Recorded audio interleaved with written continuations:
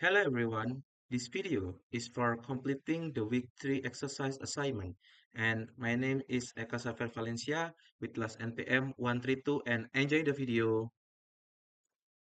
For the first case, the Walton Inc. intend to expand its punch press department with the purchase of 3 new press from Presco Inc. Mercantile studies indicate that for the company intended use, the output rate for one press should be 1,000 pieces per hour. The company has similar press now in operation that average 600 pieces per hour. This average is delivered from the individual output as shown in the following table. You can see it together here. Okay, the company management also plan to institute a standard cost accounting system in the very near future. The company engineer are support a standard based on 1,000 pieces per hour. The accounting department a standard based on 750 pieces per hour, and the punch press department supervisor a standard based on 600 per hour. Require one specify argument that could be used by its proponent, and then decide which alternative best recognizes the need of cost control and employee motivation and explain. Okay, first let's look at the proposal from the engineering. They advocate for the 1,000 unit standard. This is the technical standard. Their argue is based purely on the machine capability. They want a standard that reflects the new technology full potential, aiming to eliminate any waste time or non-value added activity. They see this as a goal to push workers to utilize the new equipment to do the absolute fullest. However, the obvious weakness is this ignore the human element.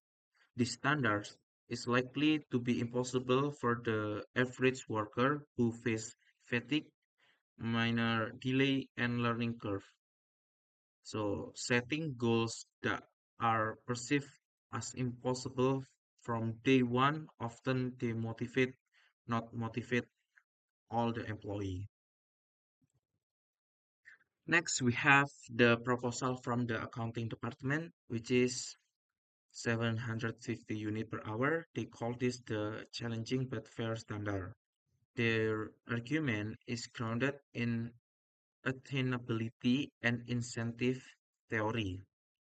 They point out that this output is already achieved by two of their best workers, Allen and Millers, even on the older machine. This makes the target is credible. It's high enough to provide a real challenge and meaningful target for cost control, but it's achievable with effort. This allows the company to create a bonus system where extra effort results in a tangible reward. From a management perspective, it's also create useful variance in the accounting report, highlighting areas that need attention.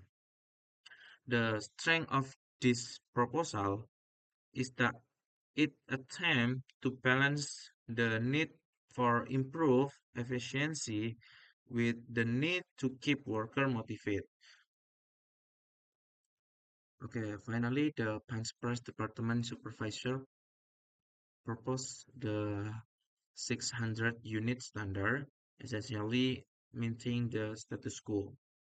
The supervisor is focused on operational realism and worker morale. They know that real work conditions like fatigue, material delay, machine setup times can slow down production. Their main concern is protecting the trust and morale of their team. By setting the standard at a known, achievable level, they ensure that worker pay is secure from the start. The major weakness is it offers no financial or performance-based incentive for workers to learn the new machine or improve their productivity. The company will be paying for new technology but not getting any of the expected efficiency gain. Okay, after we know all the proposal, so which one do we choose? Which standard is the best? And I agree that the accounting department standard of 750 unit per hour is the best choice. Why?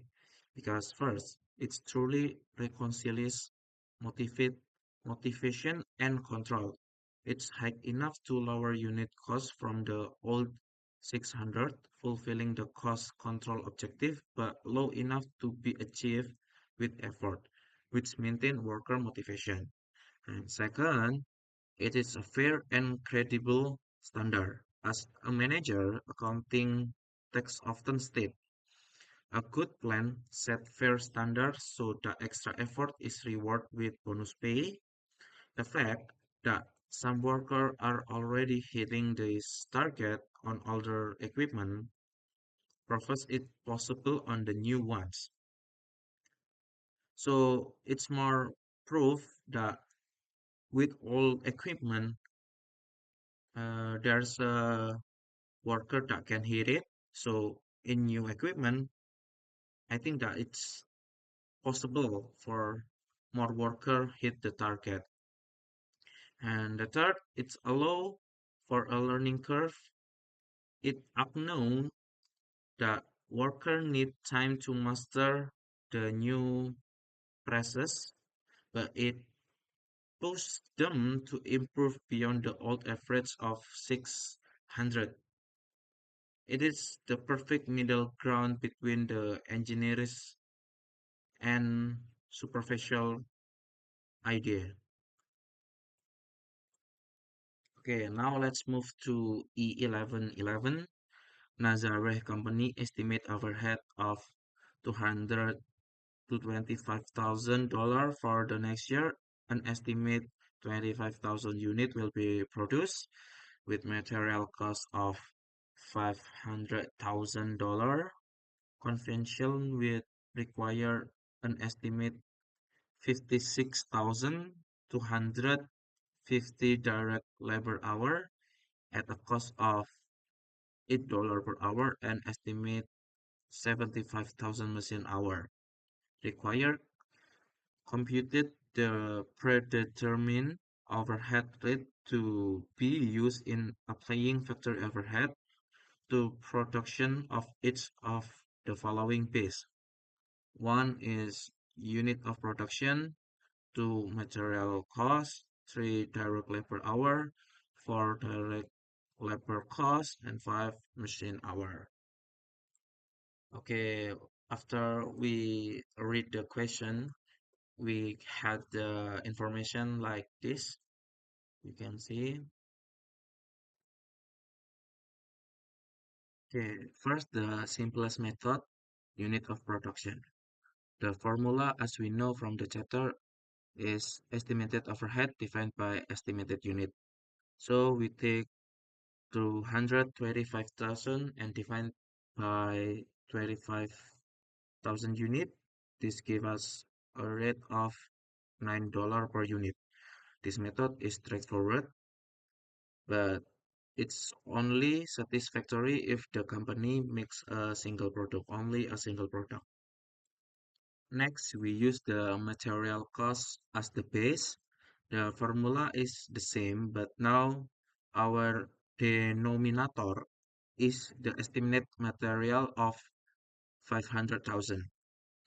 So 225,000 divided by 500,000 give us 0.45 or 55% of material cost.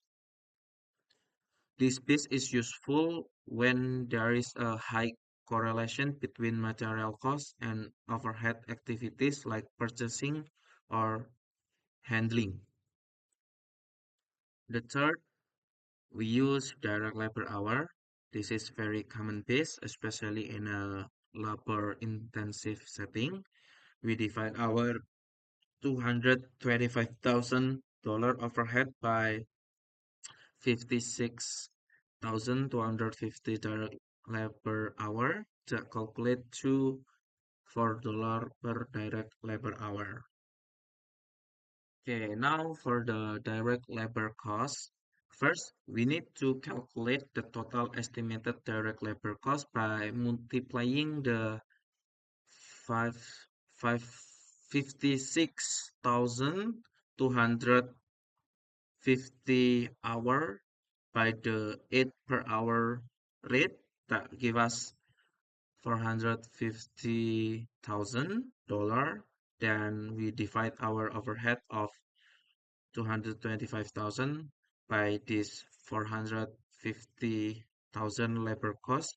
The result is zero point 0.5 or 50% of the labor cost. This is easy to calculate. It can be inaccurate, but it can be inaccurate if wages rate vary significantly among workers doing similar tasks.